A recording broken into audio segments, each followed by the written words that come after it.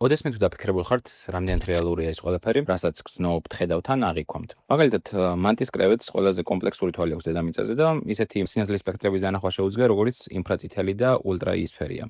სპილოები და ვეშაპები ინფრაბგერებს იყენებენ, დელფინები და ღამურები კი ულტრაბგერებს. ძაღლის ცხვირი კიდე 100,000 ჯერ უფრო მგრძნობიარეა ვიდრე ადამიანის. აქედან გამომდინარე, საიდან ვთქვით, რომ სწორედ ის რეალობა არის ნამდვილი, რომელსაც ჩვენ აღვიქვამთ. გამარჯობა, მე ბოგოზა ვარ და დღეს სიმულაციის თეორიაზე მოგიყვებით. წარმოიდგინე, რომ იღვიძებ და იგებ, რომ რაც კი ოდესმე გინახავს, შეგიგრძნია, გამოგიცდია, არაფერი რეალური არ არის. არ შენი ბავშვობა, არ შენი მოგონებები, შენი აზრებიც უბრალოდ იმპულსები არის სიმულაციაში. იქნება არც სხეული გაქვს და ეს მომენტიც პროგრამის ნაწილია. ეს შეთქმულების თეორია არ არის. ეს სიმულაციის ჰიპოთეზაა და ამ ჰიპოთეზის რეალურად ჯერათ ფილოსოფოსებს, ფიზიკოსებს და სხვა მეცნიერებს. შეიძლება ამ თეორიის შესახებ ბევრი თქვენგან სმენია, შეიძლება მომხრეებიც იყვნენ თქვენ შორის, რომლებიც თვლიან, რომ სიმულაციაში ვცხოვრობთ, რომ ჩვენი სამყარო სუპერკომპლექსური კომპიუტერული პროგრამაა, რომელიც ზეგანვითარებულმა ცივილიზაციამ შექმნა და ჩვენც თითქოს თამაშის პერსონაჟები ვიყოთ. ამ იდეის პოპულარიზატორია ნიკ ბოსტრომი, რომელმაც 2003 წელს გამოსცა სტატია, სახელად ვცხოვრობთ თუ არა რეალურად სიმულაციაში. ამ სტატიაში წარმოადგენენ თავის ცნობილი ტრილემა, რომელიც ასაიჟებს. პირველი, ყველა ცივილიზაცია გადაშენდება მანამდე, სანამ სიმულაცია შექმნის. მეორე, ისინი არ არიან დაინტერესებული სიმულაციის შექმნით და მესამე, თითქმის უეჭველად სიმულაციაში ვცხოვრობთ.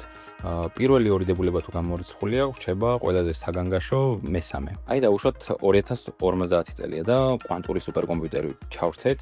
2020 წლის სიმულაცია გავუშვით და ჩვეულებრივი ციფრული ადამიანები ცხოვრობენ შიგნით. გრძნობენ, ყველაფერს აღიქვამენ თავის გარშემო, კამათობენ ერთმანეთში.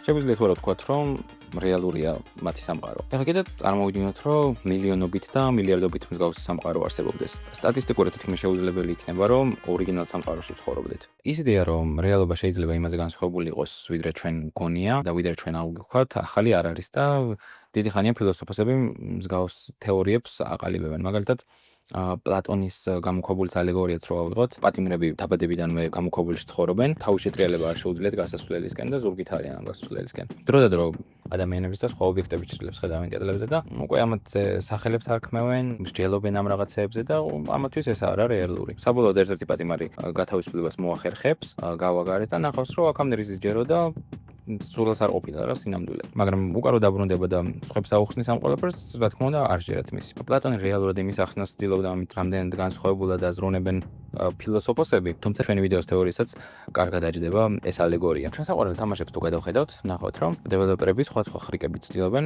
მეხსიერების მაქსიმალური დაზოგვას. მაგალითად, ახალ ლოკაციაზე რო გადავდივარ, ცდილობენ რომ მეხსიერება დაზოგონ ისე, რომ თამაშმა არ გაგუჭედოს. მაგალითად, თავიდანვე რომელიმე თამაში, მიდიხარ წინ, ჩვეულებრივ ყველაფერს ხედავ და ამ დროს ამ პერსონაჟის უკან ნახატი არის გამქრალი და თავიდან დახატვას მაშინ იწყებს, როცა ამ მიმართულებით ვტრიალდებით. მსგავსი ფენომენი რეალურ ცხოვრებაშიც გვხდება. მაგალითად, ავიღოთ ცნობილი ორჭრილოვანი ექსპერიმენტი. თუ ავიღებთ კედელს, რომელზეც ორი ჭრილი აქვს და ვესვრით ჩოგბურთის ბურთებს, ამ ჭრილებს მიღმა კედელს ორ ხაზად ექნება ბურთები გარტყმული. ხოლო თუ ტალღებით გავიმეორებთ იგივე ექსპერიმენტს, ვნახავთ, რომ ეს ტალღები ერთმანეთზე ზემოქმედებენ და ინტერფერენციულ გამოსახულებას ვიღებთ. ჩოგბურთის ბურთების მაგალითად, თუ ელექტრონებს გავუშვებთ ამ ჭრილებში, დავინახავთ, რომ ორ ხაზს კი არ ხატავენ უკანა კედელზე, არამედ ტალღების მსგავსად ინტერფერენციულ გამოსახულებას მოგცემენ, რაც ელექტრონის ტალღისებური ბუნებით აიხსნება. მაგრამ თუ დამკვირვებელს დავაყენებთ ერთ-ერთ ჭრილთან, ნახოთ, რომ უკვე ნაწილაკივით იქცევა ელექტრონი და ჩვეულებრივ ორ ხაზიან გამოსახულებას გვაძლევს უკანა კედელზე. რაც ლოგიკური იქნება და იმ შემთხვევაში ორივე ჭრილზე რომ დაგვეყენებინა დამკვირვებელი და ჩვენი ზემოქმედებით ვიმოქმედებდით მასზე, მაგრამ მხოლოდ ერთ ჭრილს რომ ვაკვირდებით, მეორე ჭრილში შემოვალი ელექტრონებიც თითქოს ხდებიან, რომ მათი დაკვირვება სხვა წარმოებს და თავის მოქმედებას ცვლიან და უკვე სხვანაირად იქცევიან. აქედან გამომდინარე, ნაწილაკები ერთ შემთხვევაში სხვანაირად იქცევიან, როცა არ აკვირდებიან და მეორე შემთხვევაში, როცა აკვირდებიან, უკვე სხვანაირად. რაც დეველოპერების მიერ გამოყენებულ ხრიკს გავს. დღეისათვის შეგვიძლია სხვადასხვა ზომის და მასშტაბის სამყაროები შექმნა. მაგალითად, თამაშებს თუ ავიღებთ, უკვე დღე უფრო კომპლექსური ხდება და ნელ-ნელა უფრო უახლოვდება ფოტორეალისტურ გამოსახულებას. თან თუ გავითვალისწინებთ იმას, რამდენად სწრაფად ვითარდება ტექნოლოგიები და რამდენად იზრდება კომპიუტერის შესაძლებლობები. პლუს ის თუნდაც ვთქვათ, რომ AI-ის ბუმია დღეს საერთოდ და ძალიან ხელმისაწვდომი არის AI-ის გამოყენება და ყოველდღიურად უამრავი AI-ის დაგენერირებული ვიდეო გვხვდება და ხანდახან უკვე რთულიც არის, რომ რეალობისგან განასხვაო. წარმოიდგინეთ, დედამიწა 4.5 მილიარდი წელია არსებობს, ხოლო Homo sapiens-ის სულ რაღაც 200,000 წელია გაჩნდა. რაც მთლიან დედამიწის არსებობის დროის 0.0054%-ია. ხოლო მას შემდეგ რაც ციფრული ტექნოლოგიების შექმნა დაიწყეთ, იქიდან 14 წელია დაახლოებით გასული, რაც ადამიანის არსებობის 0.04%-ია და მთლიან დედამიწის არსებობის დროის რაღაც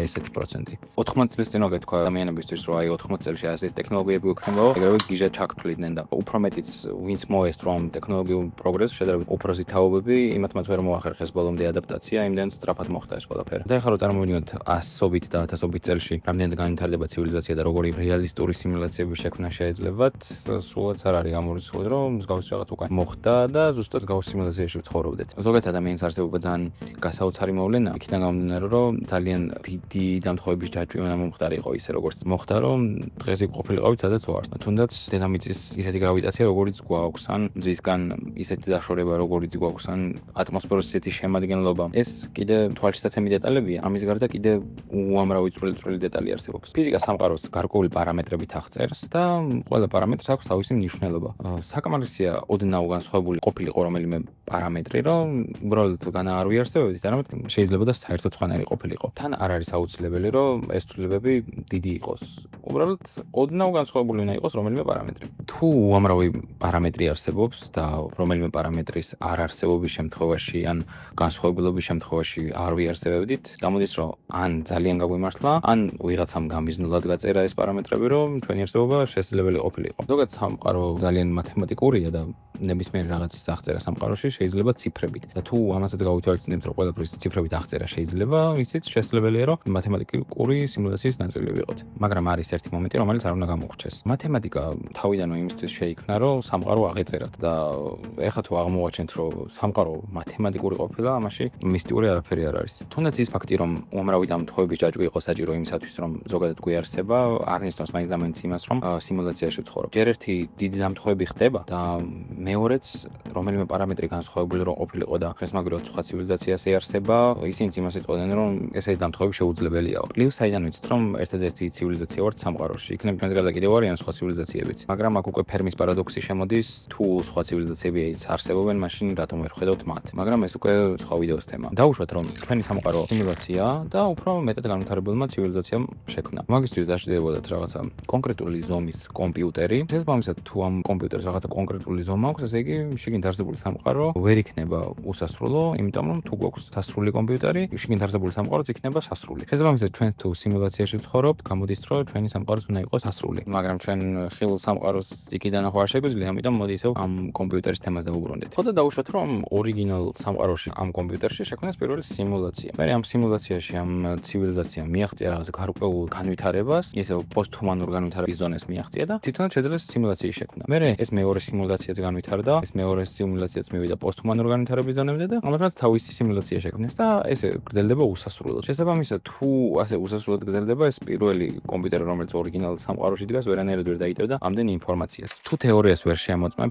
ან ვერ გაზომავ, ეს არ არის მეცნიერება. ეს ან ფილოსოფია, ან სპეკულაციაა, ნათქვამია. ამიტომაც შეგვიძლია ბევრი ვიმსჯელოთ, ბევრი ვიკამათოთ ჩვენს მეგობრებთან, მაგრამ ვინ არის მართალი და ვინ ცდება, ამის დადგენა ამ ეტაპზე არ შეგვიძლია. საბოლოო ჯამში მნიშვნელობა არ აქვს სიმულაციაში ვცხოვრობთ თუ ორიგინალ სამყაროში. მანამ სანამ გვცნობთ, გვიხარია, გვტკივა, განვიცდით, არჩევანს ვაკეთებთ, ესე იგი ვცხოვრობთ. ესე იგი ჩვენს გადაწყვეტილებებს მნიშვნელობა აქვს. თუნდაც ეს ციფრული სამყარო იყოს. ვიაზროთ კრიტიკულად, გადავამოწმოთ ინფორმაცია რამოდენიმეჯერ, არ ვენდოთ არავის ბრმად, მათ შორის არც მე. გამოიწერეთ არხი, დაალაიქეთ ვიდეო და დაწერეთ კომენტარებში რა თემასთან დაკავშირებით ნახავდით შემდეგ ვიდეოს. მომავალ შეხვედრამდე.